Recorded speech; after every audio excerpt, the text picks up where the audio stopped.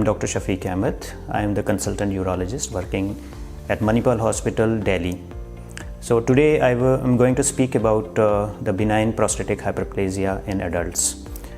As we know that prostate is an accessory sexual organ which is located at the base of urinary bladder, and in the adult age it plays an important role of secreting the prostatic specific antigen, which is required for the liquefaction of semen.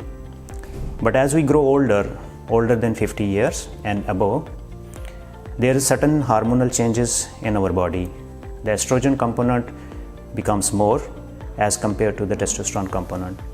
Hence, there is proliferation of the glandular component of the prostate and leads to the obstruction of the urinary flow by compressing on the urethra. This condition is called the benign prostatic hyperplasia or prostatomegaly, benign enlargement of the prostate.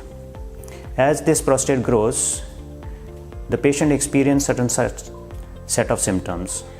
We categorize those symptoms into two sets. One is obstructive symptoms, another is irritative symptoms.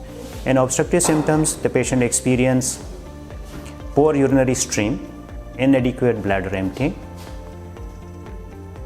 post-void dribbling, and high residual in the urinary bladder, which we measure either on the ultrasound or putting a catheter into the bladder.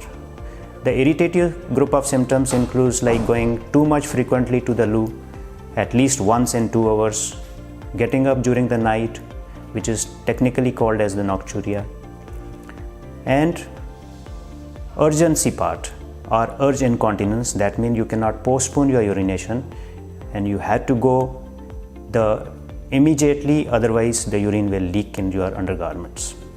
So these are the certain set of symptoms which comes in the patients who have enlarged prostate. The last, which is most important, whether these symptoms do bother your life or not, which means the quality of life is hampered or not. So now we do simple office-based test to diagnose whether you really require some treatment, that is medical management, or you require a surgical management. In office-based test, we do urine culture and urine analysis to rule out any infection. We also need to have an ultrasound sonography to see the size of the prostate, the changes which happen in the urinary bladder, or there is any change in the upper tract, means the kidneys. There is a special test called the uroflowmetry, in which the patient has to pass urine in a container, by which we analyze what is the speed and how much is the residual urine inside the bladder. So based on all these, we need to have a PSA test, which is a marker for the prostate cancer, and we, after analyzing in the lab whether your PSA is within normal range or not. If everything is well documented and you are found to have benign prostatic hyperplasia, and we give you the first trial of medication on which we believe that the patient's symptoms should improve.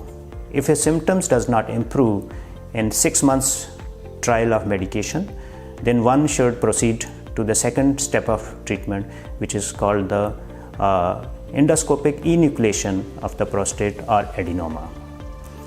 So from the centuries, we had a conventional TURP or the open surgeries. Now it is the most important and advanced laser technology has come, in which we at Manipal use the latest holmium laser for the enucleation of the prostate. Now holmium laser enucleation of the prostate is a safer technique, which is nowadays is considered to be the gold standard. If it is done at least in a proper way, there is no requirement for any patient to undergo a repeat surgery in his rest of his life. Barring certain limitations or certain complications of these procedure, this is a very safe procedure in which complete adenoma is removed as we used to do in the open surgeries. This is the replication of open surgeries done endoscopically.